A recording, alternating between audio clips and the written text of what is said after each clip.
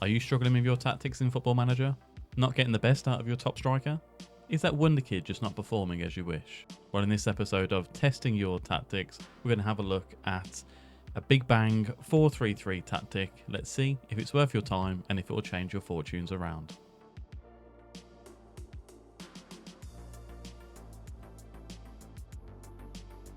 Now, as always, with these tactic tests, we're going on holiday for the season.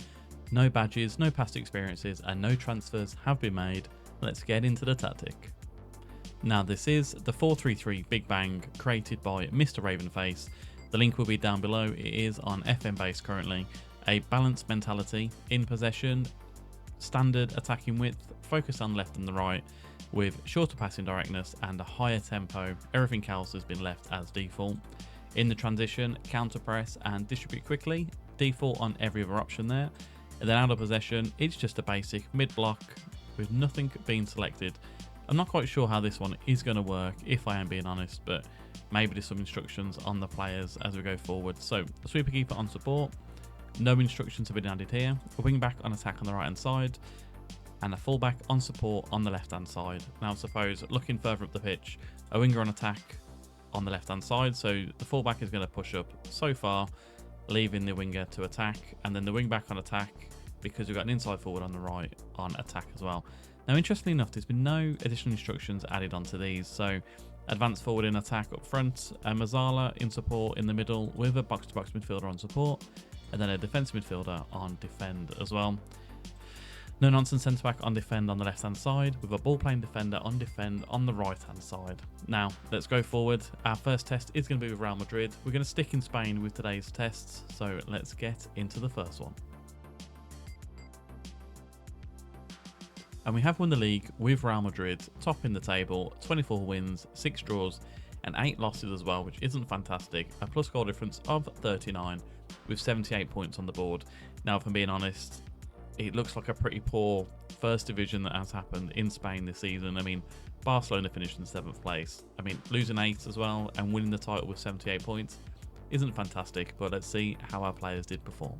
And looking at the players, we weren't involved with the top 3 goal scorers in this one. Average rating, however, Jude Bellingham was 3rd with 7.20. Valverde got 9 assists, 3rd in the league, and we're not involved in the player of the matches, the clean sheets, or the yellow cards either. Looking at the team overview and how we did perform across the season, we scored the most amount of goals in La Liga with 74, 10 of those coming from corners.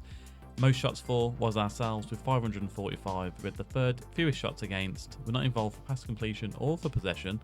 Most tackles won, we're not involved there. Dribbles made, we got 674, so we topped the charts there.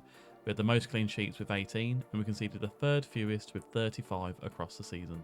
Looking at other competitions, we didn't make it out of the group stage in the Champions League.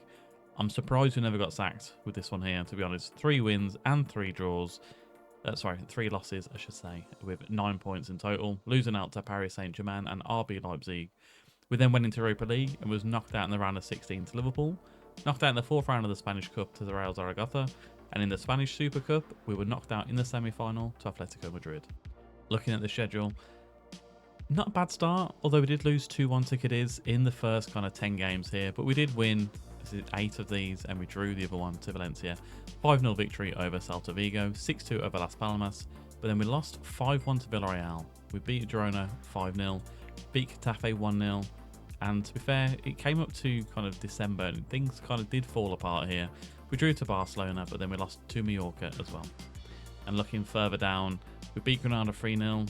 To be honest, it's not inspiring. There's not a lot of massive wins here, but we did go on a good run of wins towards the end of the season. I mean, we beat Barca 2-0. Mallorca, we beat them 4-2. And we beat Vallecano 5-1 as well. Atletico Madrid, we beat them 2-0. So we did keep our derby days in our own glory. And looking individually how the players performed, Joselu got 15 goals and 3 assists. Rodrigo, 14 goals and 6 assists, with Vinicius Jr. getting 13 and 9. I'll be honest, it's a little underwhelming with this tactic, but we'll see how we get on with our next test.